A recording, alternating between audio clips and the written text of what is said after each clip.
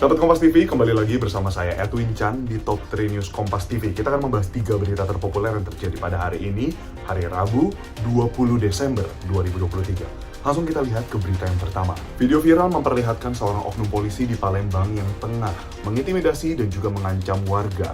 Seperti apa dan apa yang terjadi, berikut liputannya untuk Anda. Bribka Edi Purwanto ditetapkan sebagai tersangka oleh penyidik Satuan Unit Pidana Umum Polrestabes Palembang.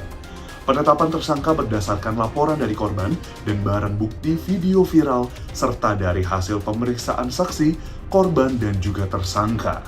Tersangka dijerat pasal 335 KUHP tentang pengancaman dengan ancaman kurungan paling lama 1 tahun penjara.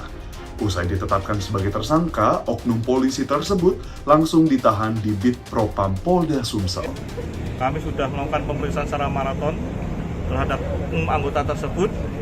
Dan saat ini sudah kami tingkatkan ke penyidikan siang tadi dan sudah kami tetapkan sebagai tersangka. Yang bersangkutan kita persangka dengan pasal 335 KUHP pengancaman. Barang bukti berupa viral video, kemudian senjata tajam yang digunakan sudah kami lakukan penyitaan. Sudah ditahan, Bang. Dan saat ini yang bersangkutan sudah diamankan oleh bidang profesi dan pengamanan Polda yang kebetulan juga ikut serta dalam kegiatan pemeriksaan yang kami lakukan karena ini menyangkut masalah oknum. Oleh karena itu ada tindakan-tindakan yang lain yang perlu dilakukan oleh bidang profesi dan pengamanan Bid Propam Polda Sumatera Selatan. Berlanjut ke berita berikutnya, sahabat Kompas TV, Mahkamah Konstitusi menunjuk anggota Majelis Kehormatan MK secara permanen. Juru bicara Hakim MK, Eni Nurbaningsi menjelaskan anggota MK-MK berasal dari unsur hakim konstitusi, tokoh masyarakat, dan akademisi berlatar belakang bidang hukum. Ketiga anggota MK-MK permanen ini terpilih secara aklamasi oleh seluruh hakim MK. Nantinya, ketiga anggota MK-MK akan dilantik pada 8 Januari 2024 dan akan mengemban tugas hingga 1 tahun ke depan.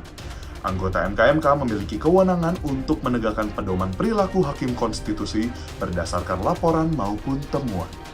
Harapan kami dengan terbentuknya MK-MK ini ada kelembagaan yang secara day to day itu kemudian bisa melakukan pengawasan terhadap pelaksanaan dari pedoman kode etik tadi atau pedoman perilaku hakim konstitusi. Karena yang dilihat itu adalah perilakunya, etiknya di situ, ya. Jadi mudah-mudahan ini bisa berjalan dengan baik. Dan untuk berita yang terakhir, sahabat Kompas TV, KPK menetapkan Gubernur Maluku Utara Abdul Ghani Kasuba dan 6 pihak lainnya sebagai tersangka kasus suap pengadaan barang dan jasa. Berikut liputannya untuk Anda. Gubernur Maluku Utara Abdul Ghani diduga menerima suap terkait proyek infrastruktur di Maluku Utara. Wakil Ketua KPK Alexander Marwata mengatakan Ghani diduga menentukan pihak kontraktor yang dimenangkan dalam proyek tersebut. Tersangka juga memerintahkan bawahannya untuk memanipulasi progres proyek. Ghani juga diduga mendapat setoran dari ASN Maluku Utara untuk rekomendasi jabatan.